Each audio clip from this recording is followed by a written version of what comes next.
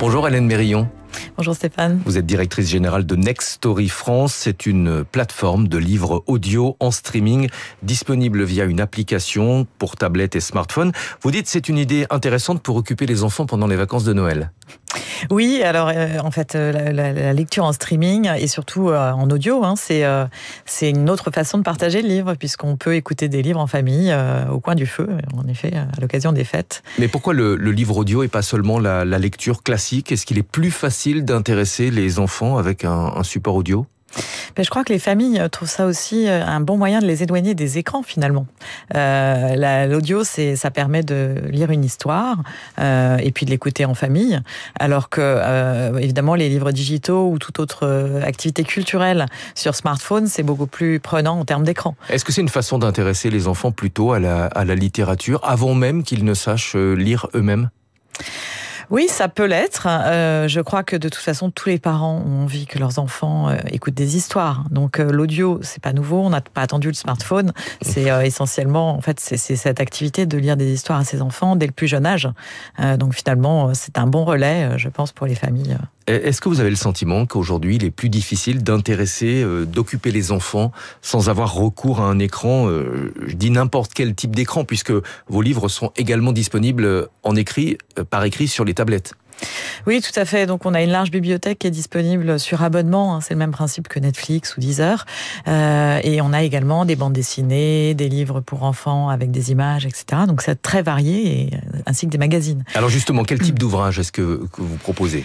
On a absolument tout ce qui peut séduire une famille. Ça va du magazine jusqu'à l'histoire d'amour ou le bon polar, mais aussi des grands classiques, bien entendu. Et puis du développement personnel. Donc tout le monde peut y trouver son compte, je crois. Mais ce qui est vraiment important, je pense, c'est que avec un abonnement en streaming Next Story, on peut partager la lecture pour toute la famille. Donc on a plusieurs comptes et puis les enfants ont leur propre compte. Donc ça permet, je pense, d'élargir encore les possibilités de lecture. Voilà, là on parle des enfants parce qu'évidemment on s'approche des fêtes de fin d'année, mais c'est un service qui est disponible pour toute la famille, vous l'avez dit. Est-ce que vous proposez une aide à la sélection pour éviter ce qu'on appelle le syndrome Netflix, c'est-à-dire qu'on passe parfois 1 heure à essayer de trouver du contenu qui nous intéresse et puis après il est trop tard et on décide d'aller se coucher? On l'a tous vécu, hein. Oui, tout à fait. Chez Next Story, on a en fait 2 façons de recommander les livres. Évidemment, on utilise des outils automatisés, ça permet de personnaliser des suggestions, mais c'est très important de garder aussi des suggestions éditoriales, parce que on aime découvrir des nouvelles choses aussi. On n'a pas envie qu'on nous propose tout le temps ce qu'on a déjà lu. Absolument. Voilà, donc c'est très important d'avoir les 2 aspects. Dans un seul style de lecture. Oui, absolument. La plateforme Next Story est disponible sur abonnement à partir de 9,99 € par mois. Elle est également accessible via des partenariats, notamment pour les abonnés Freebox ou Freemobile ou encore à bord des véhicules Renault. Est-ce que ces partenariats pour vous sont intéressants financièrement ou est-ce que c'est surtout une façon de vous faire connaître, une sorte d'opération publicitaire? Ce sont des partenaires qui avant tout partagent l'amour du livre avec nous. Donc cette envie aussi de rendre la lecture plus accessible. Et il se trouve que l'activité de lecture audio a beaucoup de sens par rapport à leur service. Donc il y a une cohérence pour le client. Et puis bien entendu, c'est une façon pour Next Story de se faire connaître. On dépend de ces grands partenaires qui nous accompagnent pour nous faire connaître sur les 10 marchés sur lesquels on est présent en Europe. Oui, Next Story à bord de la voiture, c'est aussi une façon d'occuper les enfants, on y revient, alors qu'on a pris de plus en plus souvent l'habitude de leur donner une tablette pour les occuper pendant le voyage. Et oui, maintenant on peut écouter Astérix en partant en Bretagne pour les vacances de Noël. Et je vous le recommande, il est très très bien fait d'ailleurs. L'application Next Story a été lancée en 2015 par 2 entrepreneurs suédois. Aujourd'hui, vous êtes sur un marché très concurrentiel puisque les géants du streaming classique, on va dire, comme Spotify, se sont également lancés sur le marché du livre audio. Comment est-ce que vous résistez à cette concurrence? Comment est-ce que vous vous êtes adapté? Bien, on en profite de cette concurrence parce que je crois que le livre audio a été très largement développé dans les pays nordiques, notamment en Suède.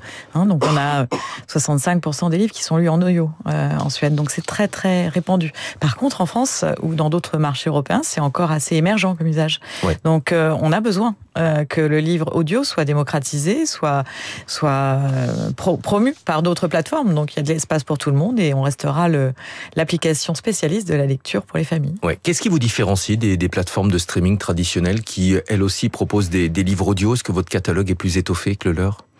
Oui, on a un catalogue qui est beaucoup plus diversifié, avec à la fois des livres digitaux, des livres pour enfants, des bandes dessinées, mais aussi des magazines et de la presse, en plus de tous les livres audio. Donc c'est vraiment une bibliothèque complète. Comment est-ce que les auteurs sont rémunérés? Comment fonctionne le mode de rémunération et selon quel barème? Ça, c'est toujours compliqué sur les plateformes de streaming.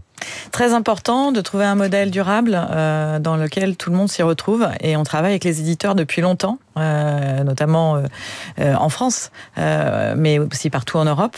Pour nous, ce sont des partenaires avec lesquels on a donc en général un partenariat de partage de revenus pour qu'ils puissent continuer à développer de beaux livres, et eux-mêmes s'occupent de rémunérer les auteurs. Donc ça, il n'y a pas de changement par rapport aux livres classiques. Est-ce qu'il faut l'autorisation de l'auteur pour mettre un livre en version audio en ligne? Oui, tout à fait. Les éditeurs travaillent avec leurs auteurs. Ce sont eux qui gèrent ça. Et un auteur a le choix, bien entendu. Oui, il peut s'y opposer. C'est son œuvre. Ouais. On va parler un peu de votre parcours, puisque vous êtes une passionnée de littérature. Vous n'êtes pas arrivée ici par hasard.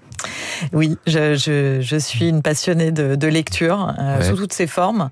Moi-même, je vais au boulot donc à pied le matin. Je reviens à pied, et alors là, j'ai retrouvé un temps pour lire puisque j'écoute des livres audio. Donc c'est absolument génial. C'est en ça que le livre audio, je pense, révolutionne les usages de lecture et fera partie de l'avenir du livre, je crois, parce qu'il nous permet à tous de retrouver du temps pour lire. Pour ceux qui n'ont jamais écouté un livre audio, qu'est-ce que vous leur conseillez? Vous êtes sur Radio Classique, évidemment, on ne va pas vous dire qu'il ne faut pas promouvoir la culture, mais forcément, certains ont du mal à franchir le pas. Comme certains ont eu du mal d'ailleurs à franchir le pas entre le livre papier et la liseuse électronique. C'est comme une activité sportive, il faut démarrer un nouvel usage, il faut en effet essayer, et puis un peu de persévérance. Je pense que l'idée, ce serait de choisir un livre qui est extrêmement long et qu'on n'a pas le temps de lire sinon. Donc peut-être prenez Sapiens, et puis voilà, c'est l'occasion peut-être de retrouver du temps pour relire Sapiens, ou pour le lire si vous n'avez pas lu. Merci beaucoup Hélène Mérillon, directrice générale de Next Story France, plateforme de livres audio en streaming disponible donc à travers des applications aussi bien sur iOS que sur Android. Merci beaucoup d'être venu ce matin, 6h20. Natacha Valla nous a rejoint en studio pour